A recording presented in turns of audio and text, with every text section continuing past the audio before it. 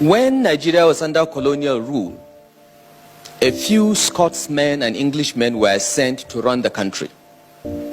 Okay? They come to Nigeria for short-term duties as district officers, permanent secretaries, blah, blah, blah, governors, governor general, and so on.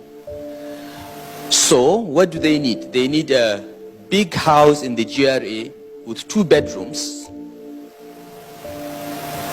paid for by the government, with servants, cooks, and so on, because they knew that they would be going back to England. So there was no mortgage system in Nigeria. They had mortgage systems in England. They bought their little flats in England to go back to. But they had these huge houses in Ikoyi and Enugu GRA and Kaduna GRA here in Nigeria, which were paid for by the government. The electricity was paid for by the government. The water was paid for by the government. The houses were free. Why? Because Nigeria was not intended to be their permanent home. The permanent home was the United Kingdom. And in the UK, they had a functioning mortgage system in which anyone with a job can borrow, buy a house, and pay over 25 years. So the British colonialists never established a mortgage system in Nigeria. And even when Nigerians began to join the senior service, as they called it then, they had a staff housing loan scheme just for civil servants. There was no general mortgage system that everyone could draw upon.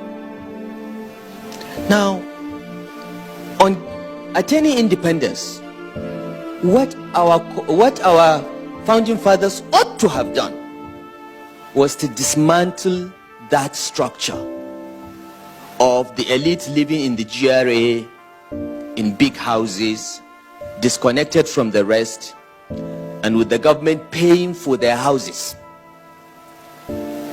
In the entire United Kingdom today, only 2 government officials have government housing. The Prime Minister in number 10 and the Chancellor of the Exchequer in number 12, Downing Street. Every other minister, every other legislator gets a mortgage and buys his house or rents his flat. That is what they have in England. That is what they have had for the past 200 years. Yet in Nigeria, they had a different system. And our founding fathers did not deem it fit to dismantle that system. They just replaced the white people. So what does that mean for you and me? What it means is that till today, Nigeria has no mortgage system. Until today, you cannot own your own house unless you can pay cash. We tried to do something like that in Abuja. We did a pilot when we sold federal government houses. And the reason why we sold 30,000 federal government houses in Abuja was actually to force Nigeria to have a mortgage system.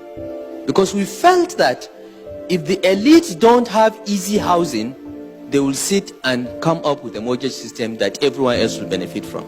That was the idea. Of course, it was a pilot. After we left, it was dismantled, and here we are. So, we did not build a nation, and I just gave you the mortgage system as one example.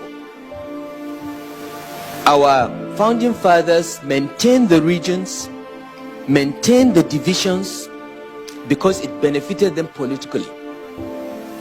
I know it is not politically correct to say that Ahmadu Bello, Azikiwe, and Awolowo did something wrong, but they did. They did not work hard enough to build a nation. They maintained what they found and benefited politically from it. Contrast that example with Tanzania, where Julius Nyerere took a country as diverse as Nigeria and wielded it into a nation. You would never meet a Tanzanian who would tell you, I'm from this part of Tanzania. You say, I'm Tanzanian. Okay? They all speak Kiswahili. Even if they have their little languages, they have suppressed that and elevated Swahili. We didn't do that in Nigeria. So we didn't build a nation.